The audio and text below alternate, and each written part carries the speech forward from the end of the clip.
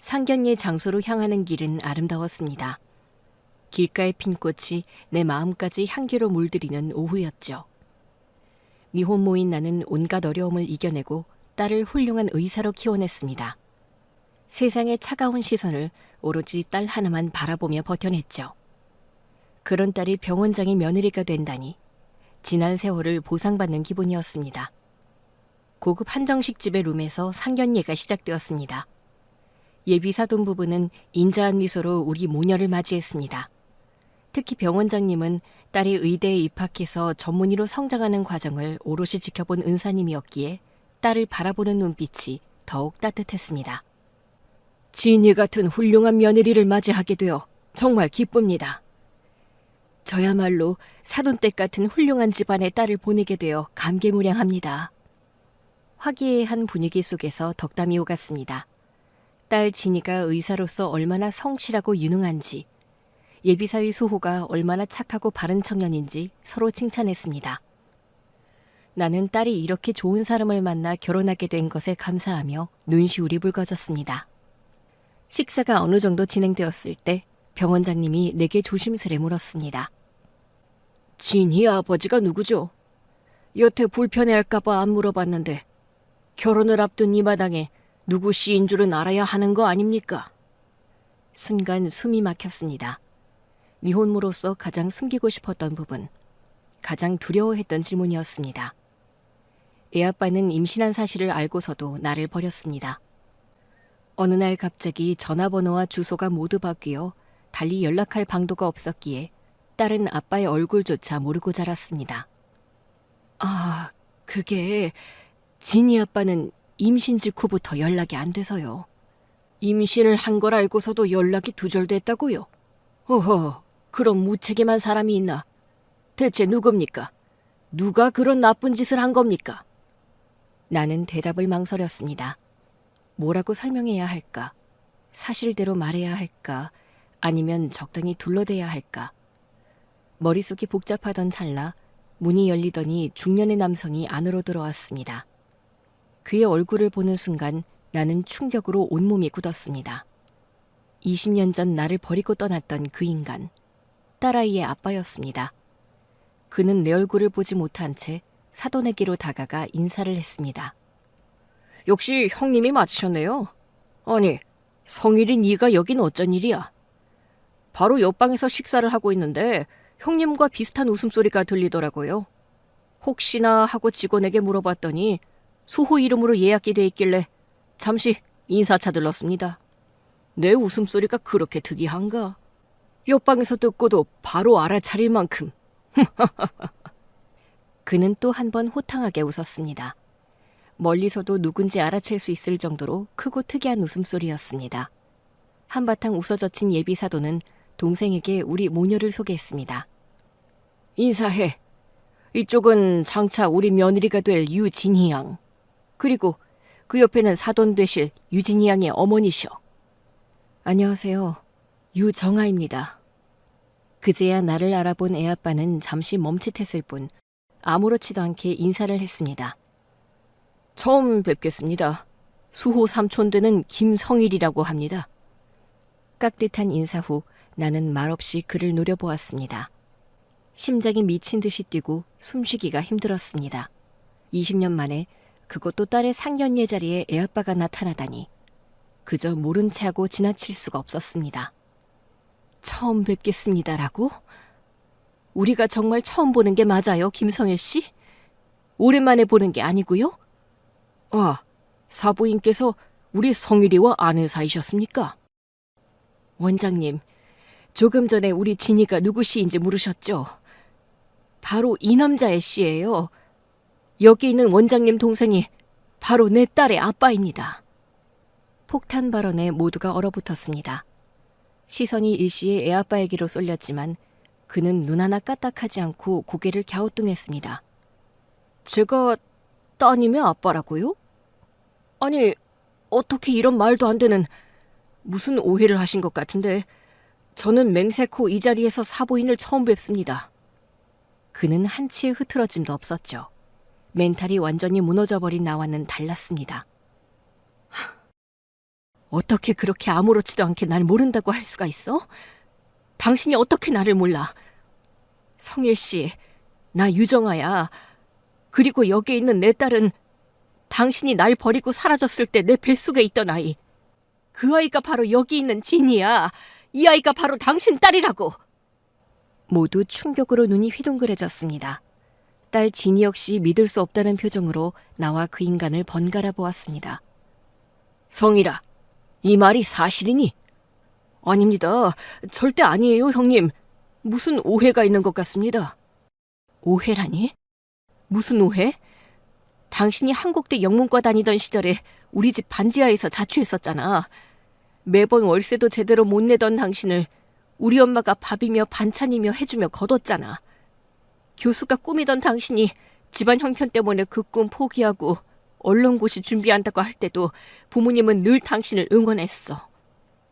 나 재수 시작하던 날부터 당신을 내 과외 선생으로 고용하고서는 매달 과외비도 꼬박꼬박 두둑하게 주어줬잖아. 아르바이트하는 시간 줄이고 고시 공부에 매진하라면서. 그러다가 우리 사귀는 거 들켰을 때도 다 이해해 주셨잖아. 그렇게 우리 부모님도 인정한 사이였는데 어떻게 덜컥 임신을 시켜놓고는 갑자기 사라질 수가 있어? 그때 임신하는 바람에 나는 그렇게 원하던 대학도 못 가고 부모님도 충격으로 알아놓으셨어. 그래 놓고선 이제 와서 오해라고? 내가 한국대 영문과 출신인 건 맞는데 정말 사람을 잘못 보셨습니다. 지금은 큰형님께서 병원장이시지만 당시에는 작고하신 아버지께서 병원장이셨습니다. 그런 내가 뭐가 모자라서 반지하에서 자취를 하겠습니까? 아마 사부인 되실 분께서 나와 이름도 얼굴도 비슷한 누군가와 단단히 오해를 하신 것 같습니다. 그 인간이 하도 뻔뻔하게 나오자 모두 날 이상하게 보기 시작했습니다. 내 딸 진이까지도요. 죄송합니다. 제가 엄마를 대신해 사과드릴게요. 엄마가 원래 이런 분이 아닌데 제 아빠와 비슷하게 생긴 분을 보고 갑자기 이성을 잃으신 것 같습니다. 내가 이성을 잃긴 왜 잃어? 나 멀쩡해. 지금 무척 이성적이라고. 그리고 네가 왜 죄송해? 죄송하다고 사죄해야 할 사람은 김성일 저 인간이야. 그만해 엄마. 대체 오늘따라 왜 이래? 아버님, 어머님, 그리고 소씨. 아무래도 상견례 자리는 여기서 마무리해야 할 것 같습니다. 죄송합니다. 그리고는 딸이 나를 일으켜 세웠어요. 엄마, 어서 가자. 나는 이대로 자리를 뜰 수 없었습니다. 20년 만에 찾아난 애아빠를 바로 눈앞에 두고 그냥 갈 수는 없었습니다. 더군다나 그가 절대 아니라고 잡아떼는데 이대로 그냥 가버리면 앞으로는 영영 확인할 기회가 없을 것 같았습니다. 유전자 검사해. 나의 제안에 그 인간은 코웃음을 쳤습니다. 유전자 검사 같은 걸 내가 왜 해야 됩니까? 왜 못해? 김성일 씨, 당신이 정말 이 아이 아빠가 아니라면 당당하게 유전자 검사를 하면 되잖아. 안 하겠다고 분명히 말했습니다. 갑자기 무슨 딸이 튀어나오질 않나. 유전자 검사를 하자고 하질 않나. 웬 미친 여자가 달려들어서는 완전 재수 똥 밟았네. 형님, 저는 이만 옆방으로 넘어가 보겠습니다. 일행이 기다리고 있어서요. 내 말을 무시하고 나가려는 애아빠를 사돈이 불러 세웠습니다. 성일아, 거기 잠깐 멈춰서 봐. 진이 어머니, 진이 아버지가 한국대 영문과 다니던 김성일이 확실합니까? 네, 확실해요. 한국대 영문과 90학번 복학생 김성일이요. 그렇다면 유전자 검사를 해봅시다. 네? 형님까지 왜 그러세요? 진이 아버지가 너하고 출신 대학, 학과, 학번, 이름까지 갖다자니. 누가 제 명의를 도용이라도 한 모양이죠, 형님. 그땐 대학이 전산화가 안 돼서 남의 학생증 복사해가지고 가짜 대학생 행세하는 사람이 얼마나 많았는데요. 그러니까 유전자 검사를 해서 네가 진이 아버지가 아니라는 걸 증명하라는 거야. 사돈께서 이렇게까지 확고하게 너를 애아빠라고 주장하는 데는 무슨 이유가 있지 않겠니? 유전자 검사를 해서 서로 오해를 풀어. 병원장의 눈빛은 단호했습니다. 애아빠도 큰형의 단호한 태도를 거스를 수 없었죠. 그는 마지못해 고개를 끄덕였습니다. 알겠습니다, 형님. 검사에 협조하도록 하겠습니다. 그 인간은 결국 유전자 검사에 동의했습니다. 그러면 수호 네가 막내 삼촌과 사돈의 머리카락을 뽑아서 유전자 검사를 의뢰해. 병원장의 말에 그 인간이 끼어들었습니다. 뭐하러 번거롭게. 형님, 그냥 당사자들끼리 알아서 하겠습니다. 내 말 들어. 너는 계속 아니라고 하고 사돈은 계속 맞다고 하는데 제3자가 검사를 의뢰해야 문제가 없지 않겠니? 그리고 만약에라도 사돈의 말대로 진이가 성일이 네 딸이라면 우리 수호와는 사촌지간 아니니. 사촌끼리의 결혼은 허락할 수 없으니 이 유전자 검사는 우리에게도 중요한 사안이야. 그러니 수호니가 당장 여기서 머리카락을 뽑아서 공정하게 진행해. 병원장의 근엄한 말에 애아빠도 더 이상 토를 달지 않았습니다. 그렇게 상견례는 유전자 검사를 하는 걸로 마무리가 되었습니다.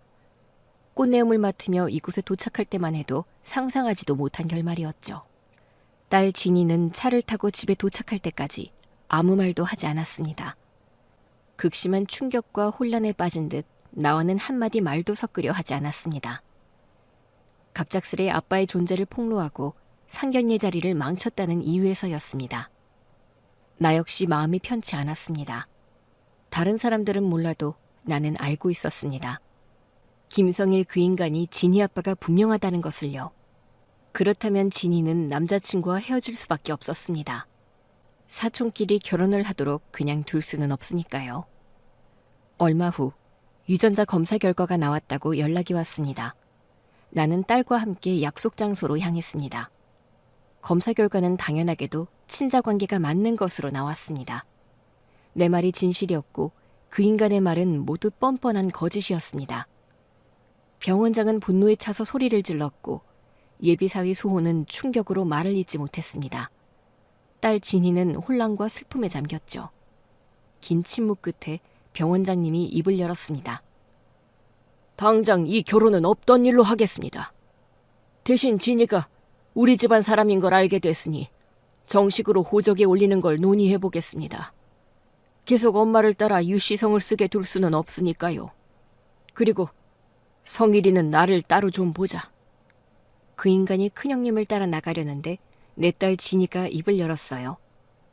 저는 김씨성으로 바꿀 생각이 없습니다. 지금껏 20년을 유씨성으로 살아왔어요. 사람들이 왜 엄마와 성이 같냐고 물어도 저는 늘 당당하게 말했어요. 엄마 핏줄인데 왜 엄마랑 성이 같으면 안 되냐고. 그랬던 제가 왜 이제 와서 이깟 유전자 검사지 한 장 때문에 유씨성을 버리고 김씨성이 되어야 한다는 건지 모르겠습니다. 아버님, 아니 원장님, 배려해 주시는 마음 잘 알지만 저는 지금처럼 어머니와 같은 유씨로 유진이로 살아가고 싶습니다. 딸이 내 손을 잡아 끌었습니다. 엄마, 가자. 우리 앞을 막아선 건 다름 아닌 수호였습니다. 딸이 대학교 1학년 때부터 10년간을 사귀어온 연인이자 내 사위가 될 뻔한 바로 그 청년이요. 못 가. 이대로는 절대 못 보내. 아버지, 저는 무슨 일이 있어도 진이와 결혼할 거예요. 뭐? 사촌이면 왜 결혼을 못 한다는 건데요? 법적으로도 아무런 문제 없고 다른 나라에선 사촌끼리 결혼하는 경우도 많은데. 무슨 소리야? 절대 안 돼. 그리고 막내 삼촌, 저랑은 피 한 방울 안 섞였잖아요. 나는 의아하게 그를 바라보았습니다. 삼촌과 조카가 피 한 방울 안 섞였다니 그게 무슨 말인가 싶었죠. 막내 삼촌, 할머니가 전남편 사이에서 낳아서 데려온 아이잖아요. 공교롭게도 전남편도 김씨여서 성이 같은 거지 본과는 전혀 달랐잖아요. 그러면 사실 진이랑 저도 피 한 방울 안 섞인 사이인 거 아니에요? 그런데 왜 제가 사랑하는 사람이랑 헤어져야 해요? 법적으로도 문제 없고 피도 안 섞였는데 왜 우리더러 결혼하지 말라는 거냐고요? 절대 안 돼. 사람들이 사실을 알게 되면 우리 집안더러 뭐라고 손가락질하겠니? 사촌 간의 결혼은 절대 안 돼. 진이가 그냥 어머니 성 따라서 살겠다잖아요. 김진이 안 하고 계속 유진이 하겠다잖아요. 그럼 우리 사촌 아닌 거 아닌가요? 예비사위의 고집에도 사돈 내외는 사촌 간의 결혼은 절대 안 된다며 결사반대했습니다. 결국 딸은 20년 만에 아빠를 만난 대가로 파혼을 하게 되었죠. 딸 진이는 왜 이제껏 아빠가 누군지 알려주지 않았냐며 원망 섞인 화를 냈죠. 딸의 눈빛에서 나는 깊은 슬픔과 배신감을 느꼈습니다. 진실을 숨기고 싶어서 숨겼던 게 아니라 그 인간이 어디로 사라졌는지 도통 찾을 수가 없었기 때문에 말할 수 없었음에도 불구하고 나는 죄인이 된 기분이었어요. 나의 잘못이 딸의 행복을 위협했다는 생각을 떨칠 수가 없었습니다. 그 일이 있은 다음 날, 딸은 메모 한 장 남기지 않고 훌쩍 어디론가 떠났습니다. 병원에 사직서를 제출했다며 소호가 내게 전화를 걸었을 때 이미 딸은 출국을 한 이후였습니다. 그리고 그 인간 김성일이 나를 찾아왔습니다. 큰형님이 진이를 호적에 올리도록 나를 설득하라고 한 모양이더라고요. 하지만 그의 생각은 달랐습니다. 큰형님이 더 이상 진이를 찾지 못하도록 한국을 떠나달라고 했어요. 유정아, 네가 딸 데리고 여기를 떠나. 이제라도 서로의 삶을 원래대로 되돌리려면 우리가 영원히 서로를 마주치지 않을 수 있을 정도로 멀리 떨어져서 살아야 해. 왜 우리가 떠나야 해? 떠나려면 당신이 떠나. 나는 여기서 이뤄놓은 사회적 지위란 게 있잖아. 어렵게 얻은 교수 자리를 버리고 내가 가길 어딜 가니? 아무것도 없는 당신이 가는 게 낫지. 그걸 말이라고 해? 나도 여기에 내 삶이 있어. 20살 어린 나이에 딸을 낳은 나는 육아와 병행할 수 있는 일을 찾다가 조형사 자격증을 땄습니다. 조향사는 향기를 배합하는 일이었어요. 향수, 탈취제, 방향제 등 향기가 나는 모든 제품에는 조향사가 필요했죠. 나는 세탁세제를 만드는 기업에서 10년의 경력을 쌓은 후 나만의 방향제 브랜드를 만들어 인터넷 쇼핑몰에 팔기 시작했어요. 이제는 꽤 자리를 잡아 생활에도 여유가 생겼고 새로운 향수 제품도 출시할 계획이었습니다. 그런데 이 모든 걸 버리고 한국을 떠나라니 기가 찰 노릇이었습니다. 나는 안 떠나. 그렇다고 진이를 김씨 집안 호적에 올리지도 않을 거야. 더 할 말 없으면 가봐. 돌아서는 내게 애아빠가 매달렸습니다. 유정아, 아직도 내게 화가 나서 그러는 거지? 정말 미안하다. 제발 나를 용서해줘. 그 인간은 다짜고짜 변명을 늘어놓기 시작했습니다. 유정아, 그때는 정말 어쩔 수 없었어. 어머니께서 나를 미국으로 유학 보내셨어. 강제로. 너랑 연락 못하게. 그는 20년 전 나를 버리고 떠났던 이유를 설명했습니다. 눈빛은 나의 동정심을 사려는 듯 애처로웠죠. 하지만 나는 그게 다 연기라는 걸 알고 있었어요. 20년 전에 우리 집 반지하에 새들어 살 때도 항상 저런 눈빛으로 우리 가족의 연민을 샀던 그였습니다. 나는 정말 힘들었어. 낯선 미국 땅에서 가족들에게 인정받기 위해 얼마나 발버둥 쳤는지 몰라. 도저히 너랑 진이를 책임질 수 있는 상황이 아니었어. 나 하나 건사하기도 힘들었다고. 그 인간은 자신이 얼마나 힘들게 살았는지, 가족들에게 얼마나 천대받았는지 구구절절 이야기했습니다. 그의 이야기는 듣는 사람의 동정심을 자극하는 데 탁월했습니다. 어릴 적 나도 그런 그의 모습에 모성애를 느껴 모든 것을 받아주며 사랑하게 된 것이죠. 이번에도 그는 똑같은 수법을 쓰고 있었습니다. 나는 정말 외로웠어. 이혼한 어머니는 재혼에 방해가 된다며 나를 애물단지 취급했고 정말이지 기댈 곳이 아무 데도 없었어. 그때 너를 만났고 너만이 나를 이해해줬지. 너는 나에게 유일한 안식처였어. 왜 나한테 그따위 말을 하는 거야? 그래서 지금도 나더러 당신을 이해해달라고? 너 정말 미쳤니? 내가 돌아서려 하자 그 인간은 나의 손을 덥석 잡았습니다. 유정아, 나는 정말 너를 사랑했어. 하지만 어머니의 반대가 너무 심했어. 만약 내가 너랑 계속 만나면 어머니가 새로 재혼한 김씨 집안 호적에 이름도 못 올릴 판이었어. 나는 그때 너무 어리고 나약했어. 가족들에게 인정받고 싶었고 성공하고 싶었어. 그는 눈물을 흘리며 어쩔 수 없었던 상황이었음을 거듭 강조했습니다. 나는 그것이 악마의 눈물이라는 걸 알고 있었습니다. 과거의 불행을 방패 삼아 자신의 잘못을 정당화하고 상대방에게 죄책감을 심어주어 자신에게 유리한 상황을 만들려는 속셈이었습니다. 미국에 가서도 너를 잊지 못했어. 매일 밤 너와 뱃속에 있을 아기 생각에 잠을 못 이뤘지. 하지만 연락할 방법이 없었어. 어머니께서 나의 모든 연락을 감시했고 한국에 있는 친구들과도 연락을 끊게 하셨어.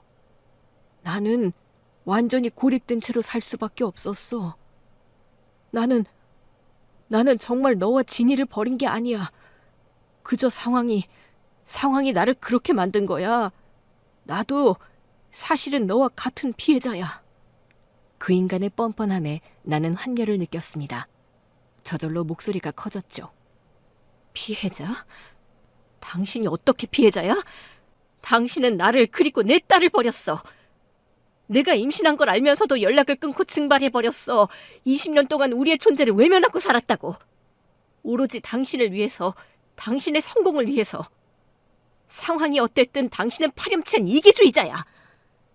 내가 소리치자 그 인간의 얼굴이 순식간에 변했습니다. 애처롭던 눈빛은 사라지고 두 눈동자엔 분노가 이글거렸죠. 그리곤 버럭 화를 냈습니다. 시끄러워. 네가 뭘 안다고 떠들어? 네가 그때 내 상황을 알기나 해? 내가 너 때문에 얼마나 힘들었는데! 그의 목소리가 커지고 눈빛이 날카로워졌습니다. 자신의 뜻대로 되지 않자 본색을 드러낸 것입니다. 동정심을 사려던 모습은 온데간데 없이 사라졌습니다. 네가 그때 나를 붙잡았어야지. 네가 좀 더 강하게 나왔어야지. 네가 나를 더 많이 이해해줬어야지. 그는 모든 잘못의 원인을 나에게 돌렸습니다. 내가 자신을 제대로 붙잡지 못했기 때문에, 내가 자신을 이해해주지 못했기 때문에 이런 일이 벌어졌다는 것입니다. 그랬던 게 이제 와서 내 앞길을 막아? 네가 어디서 감히 나를 망치려 들어? 대학도 못 나온 고졸 주제에 너 따위가 내 짝으로 어디 가당키나 해? 내가 왜 대학을 못 갔는데?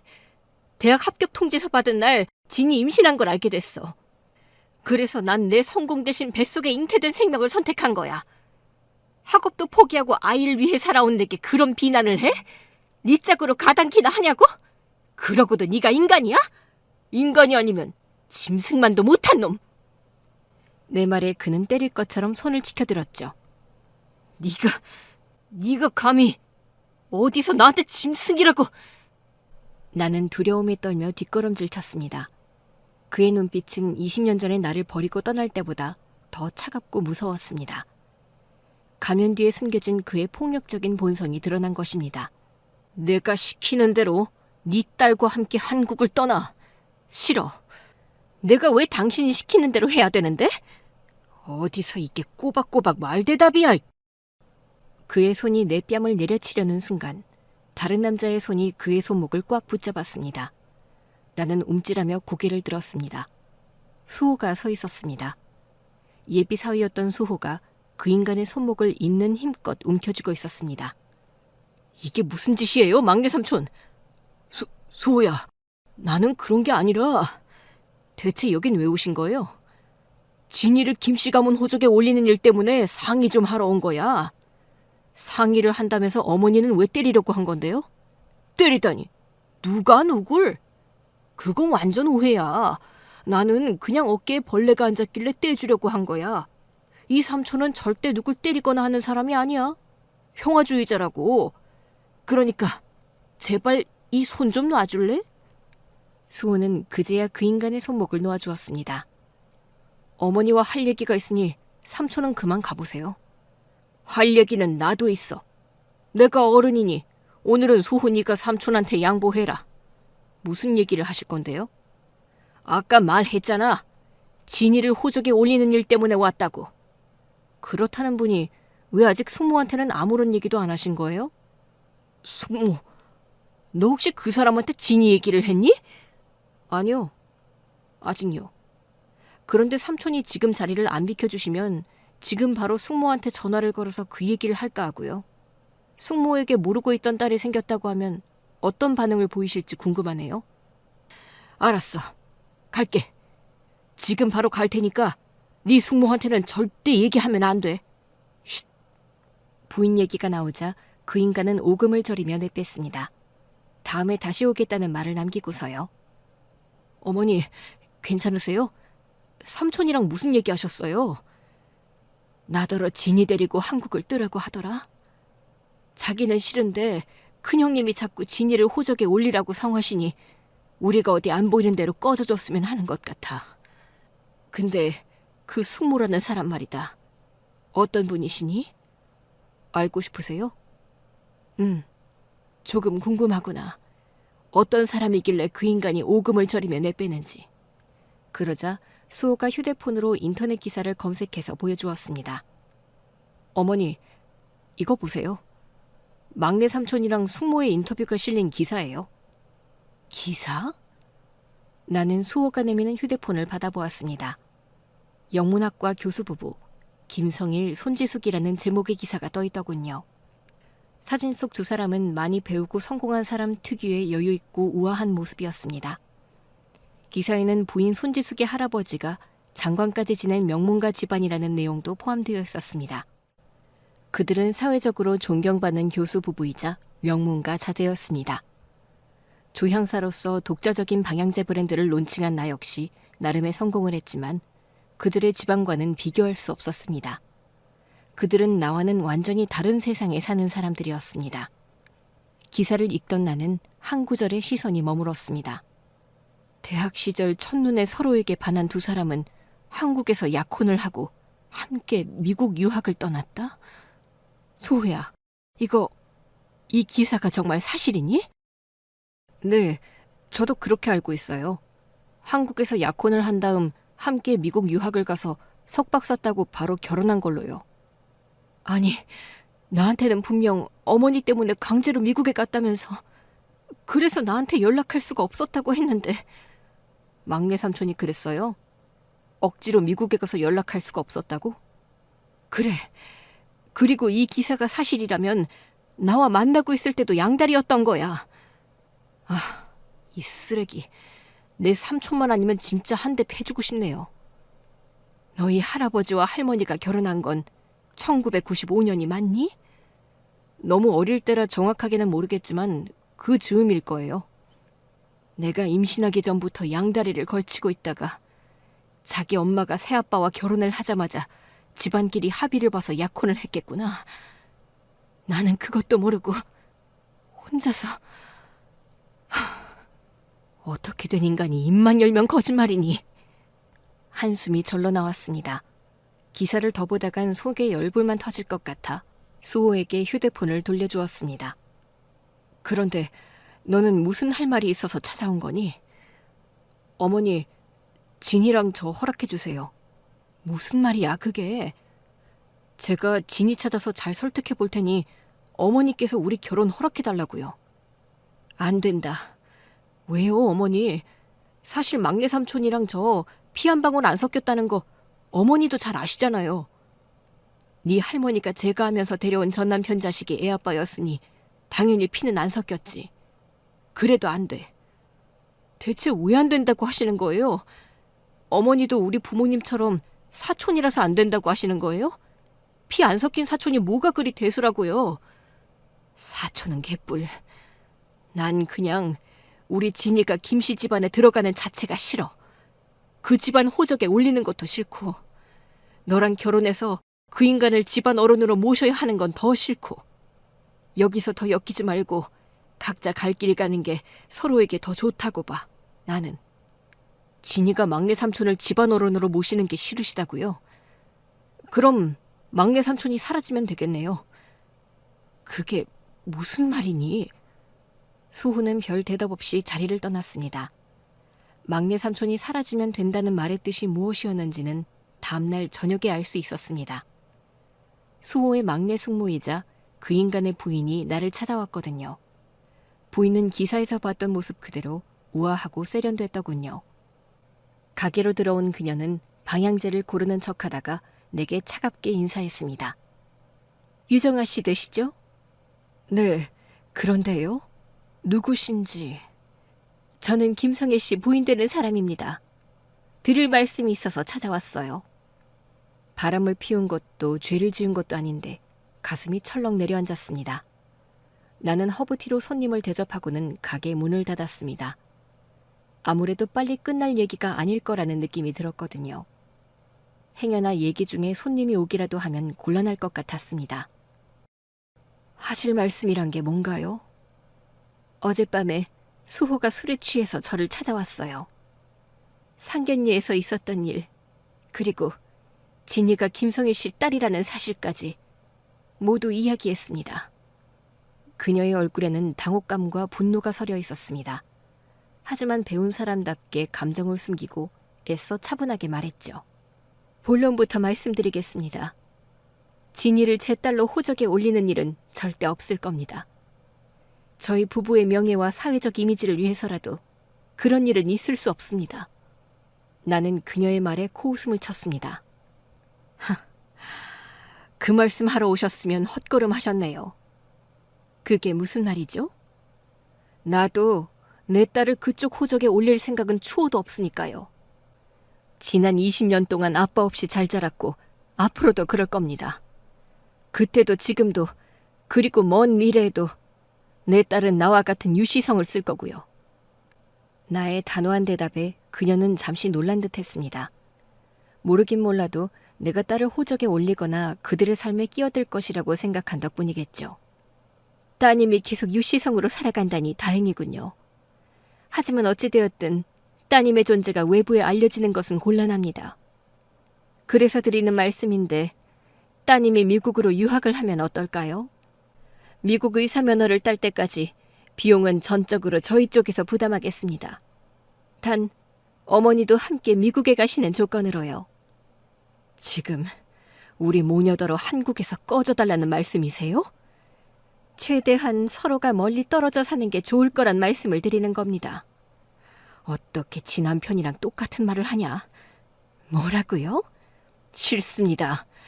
우리가 싫으면 당신들이 떠나세요. 이미 미국에서 유학도 했고 또 영문학과 교수 부부니까 설라설라 미국말도 잘하시겠네. 미국 의사 면허를 딸 때까지 전폭적인 지원을 해드리겠다니까요. 이건 진희 양에게 다시 없는 기회일 수도 있어요. 잘 생각해보세요. 진희 양 지금 병원에 사표 던지고 사라졌다면서요. 그건 또 어떻게...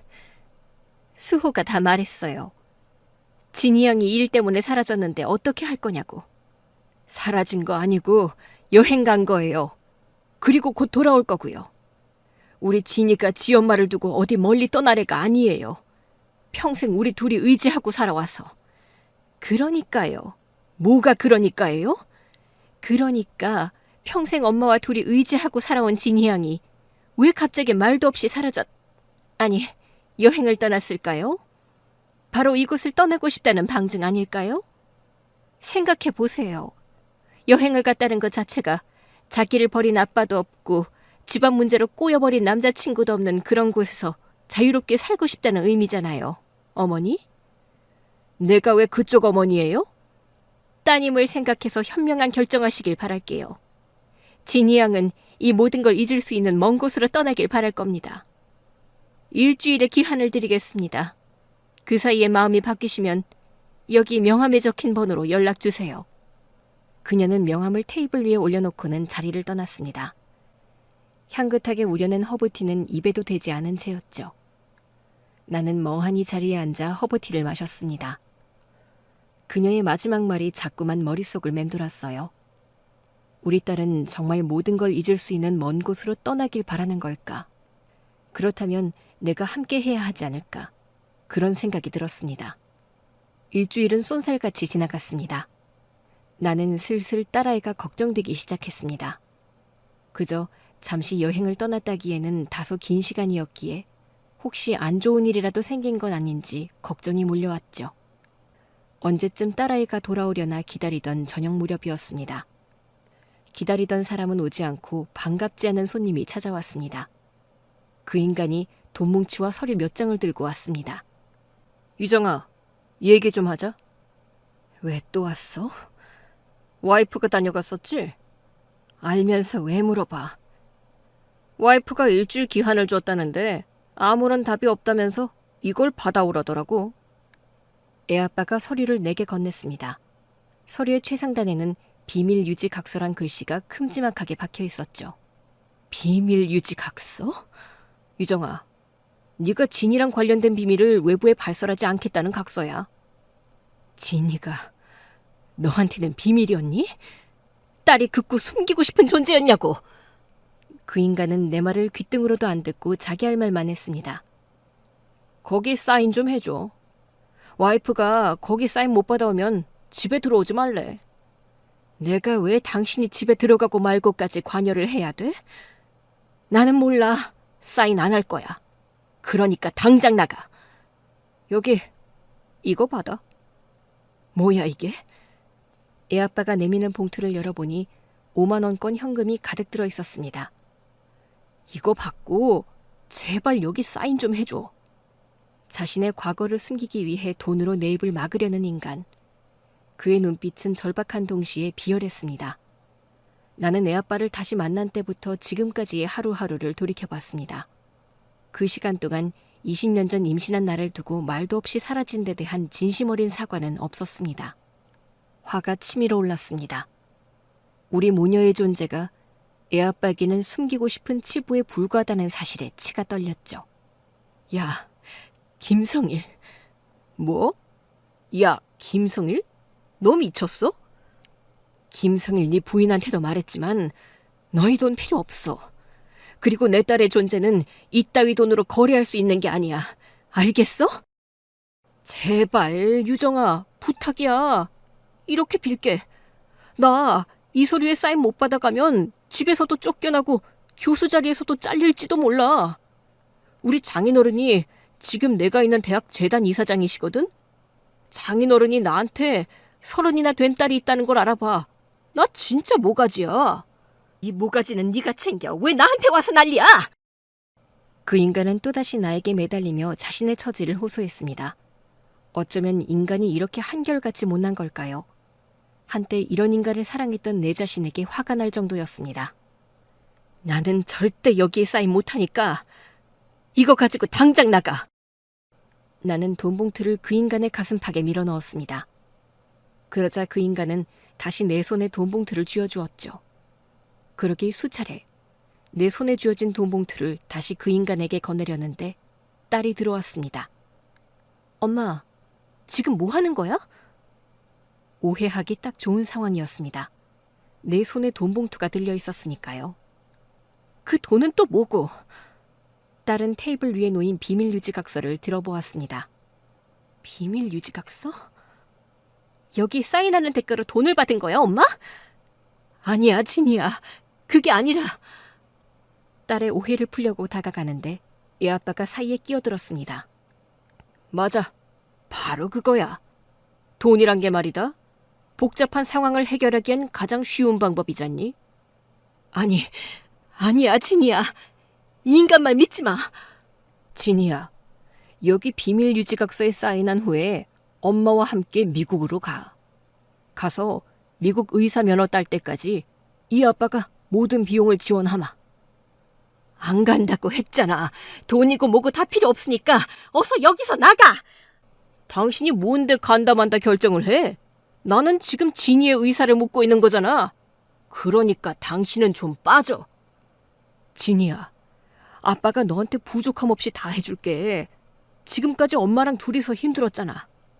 이제 이 아빠가 그거 다 만회하고 싶은데 제발 이 아빠에게 기회를 주겠니? 복잡한 상황 속에서 딸 진희는 괴로워하는 듯 했습니다. 사랑하는 예비사위 수호와 사촌이라는 충격적인 사실, 그리고 갑자기 나타난 아빠의 존재와 그의 이기적인 태도. 딸은 이 모든 상황을 감당하기 힘들어 보였습니다. 엄마, 아빠, 그만하세요. 딸의 목소리가 떨렸습니다. 저 결혼 포기할게요. 그리고 제가 아빠 딸이라는 거 아무한테도 말 안 할게요. 그러니까 이만 돌아가세요. 더 이상 아무도 보고 싶지 않아요. 딸은 사랑하는 사람과의 결혼을 포기하겠다고 말했습니다. 사촌이라는 현실의 벽 앞에서 사랑까지 포기한 딸에게 이 아빠는 각서 얘기만 반복했습니다. 여기 각서에 사인해. 사인만 하면 다시는 네 앞에 나타나지 않으마. 딸은 눈물을 글썽이며 고개를 끄덕였습니다. 슬픔과 체념이 뒤섞인 얼굴이었죠. 나는 딸의 결정에 가슴이 아팠습니다. 이 모든 건 20년 전 우리 모녀를 버린 애아빠 때문에 벌어진 일인데 왜 가장 상처받는 사람은 예나 지금이나 내 딸 진희인 걸까요? 나는 딸이 가장 행복해질 수 있는 결정이 뭘까 고민했습니다. 답은 정해져 있었습니다. 사인할 테니까 각서 주세요. 그래. 잘 생각했다, 우리 딸. 여기에 사인하면 돼. 잘 생각했다, 우리 딸? 잘 생각하긴 뭘 잘 생각해! 이 빌어먹을 종이 조각에 사인 절대 못해! 나는 각서를 중간에서 가로채서 화장실로 냅다 튀었습니다. 그리곤 문을 잠궜죠. 밖에선 애아빠가 자물쇠를 열라며 문을 쾅쾅 두드렸습니다. 나는 대답하지 않고 휴대폰을 꺼내 예비사위 수호에게 전화를 걸었습니다. 내 딸이 자신을 버렸던 아빠 때문에 행복을 포기하는 게 싫었습니다. 예비사위 수호는 내 딸을 가장 행복하게 해줄 수 있는 남자인데 딸이 그런 남자와 헤어지는 걸 가만히 두고 볼 수 없었습니다. 딸이 포기하려 했던 모든 행복을 되찾아주고 싶었습니다. 수호야, 진이가 돌아왔어. 지금 당장 가게로 와. 수호는 10분도 안 돼 가게에 도착했습니다. 그는 사랑하는 연인 진이의 손을 잡고 눈물을 글썽였습니다. 진이 씨, 어디 갔었어요? 내가 얼마나 걱정했는데. 나 버리는 거 아니죠, 진이 씨? 나는 진이 씨 없으면 안 되는 거 알잖아요. 수호 씨, 이제 우리 그만해요. 우리는 사촌이잖아요. 누가 사촌이래요? 피 한 방울 안 섞인 사람들끼리. 예상치 못한 일에 흔들릴 수 있어요. 우리 사랑에 대한 확신에 금이 갈 수도 있어요. 하지만 그건 모두 잠시예요. 시간이 조금만 지나고 나면 진희 씨를 가장 행복하게 해줄 사람이 바로 나라는 사실을 깨닫게 될 거예요. 그러니까 제발 나 내치면서 파혼하자는 얘기만은 하지 마요. 예비사위 수호는 딸에게 매달리며 결혼을 간청했습니다. 그의 눈빛에는 진심 어린 사랑과 간절함이 가득했습니다. 하지만 딸은 여전히 망설이고 있었습니다. 나는 딸의 망설임을 끝내주고 싶었습니다. 나는 이 결혼 찬성이다. 나의 말에 모두가 놀랐습니다. 가장 놀란 사람은 애아빠였습니다. 너 지금 무슨 소리를 하는 거야? 이 두 사람의 결혼이라니 절대 안 돼. 왜 안 돼? 어릴 적 버린 딸을 같은 집안 사람으로 받아들이려니. 왜?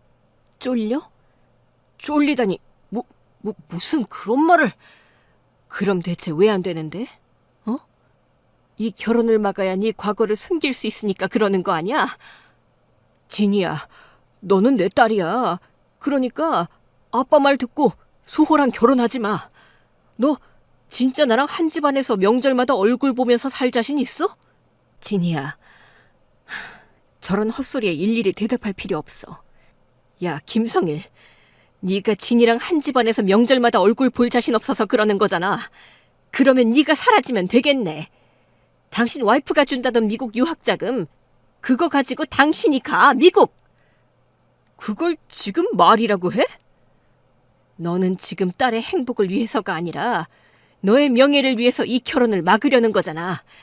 그때나 지금이나 자기밖에 모르는 이기적인 인간 같으니라고. 뭐? 너 따위가 어디서 내 말에 반기를 들어? 어디서 별 거지발사기 같은 게 나타나서 우리 집안을 망치려 들어? 그 인간은 이성을 잃고 폭언을 쏟아냈습니다. 차마 입에 담을 수 없는 말이 계속되자 보다 못한 수호가 나섰습니다. 삼촌, 그만하세요. 어떻게 어머니께 그런 말을 하세요? 수호, 넌 빠져. 네가 뭘 안다고 나서? 애아빠는 수호에게까지 욕설을 퍼부었습니다. 그러자 수호는 휴대폰을 꺼내 그 인간의 주태를 영상으로 담기 시작했죠. 삼촌, 입 조심하세요. 지금 하시는 말들 모두 녹화하고 있습니다. 뭐? 녹화? 네가 감히 나를 찍어? 당장 꺼! 그 인간은 수호에게 달려들어 휴대폰을 빼앗으려 했습니다. 하지만 수호가 요리조리 피하는 바람에 휴대폰을 빼앗으려고 욕을 하는 장면까지 고스란히 영상이 담기고 말았습니다. 수호는 그 영상을 곧바로 SNS에 올렸습니다. 명문대학 영문학과 교수의 욕설과 추태는 큰 파장을 일으켰습니다. 20년 전에 버린 딸의 결혼을 방해하는 그의 행동은 사회적으로 큰 비난을 받았습니다. 결국 인간 김성일은 사회적으로 매장되었습니다. 장인에게까지 영상이 전해져 대학 내 모든 직위를 잃고 이혼까지 당했죠. 사람들의 손가락질과 비난을 견디지 못한 그는 결국 해외로 도피했습니다.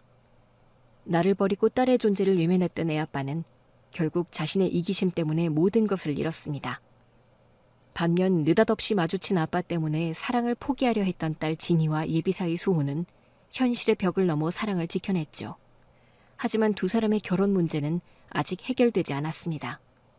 나는 용기를 내어 한때 사돈이 될 뻔했던 병원장님을 찾아갔습니다. 유전자 검사를 확인하던 날 이후 처음 만나는 자리였습니다.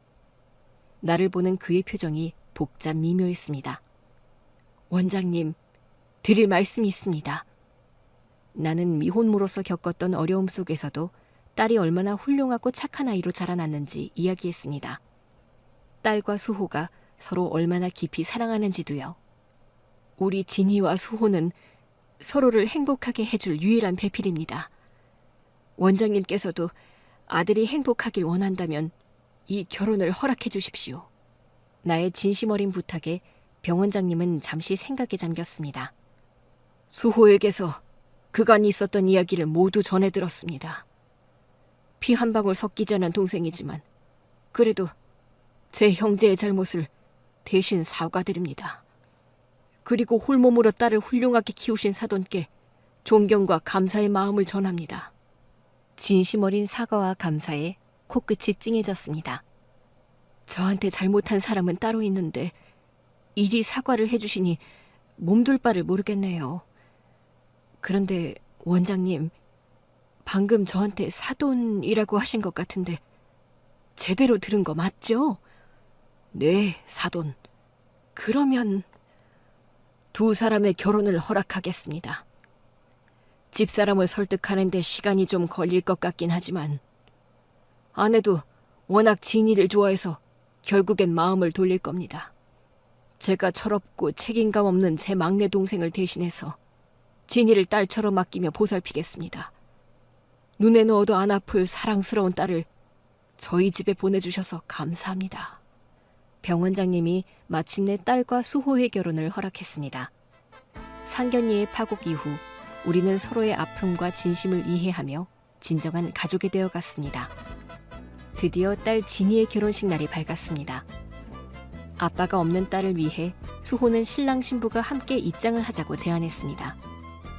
나는 사위의 손을 잡고 입장하는 딸을 보며 눈물을 흘렸습니다. 미혼모로서 온갖 어려움을 이겨내고 딸을 훌륭하게 키워낸 나의 삶이 보상받는 순간이었습니다. 20년 전 나를 버리고 떠났던 그 인간은 모든 것을 잃었지만 나는 딸의 행복과 새로운 가족을 얻었습니다. 나의 삶은 이제 슬픔이 아닌 사랑과 행복으로 가득 채워질 것입니다.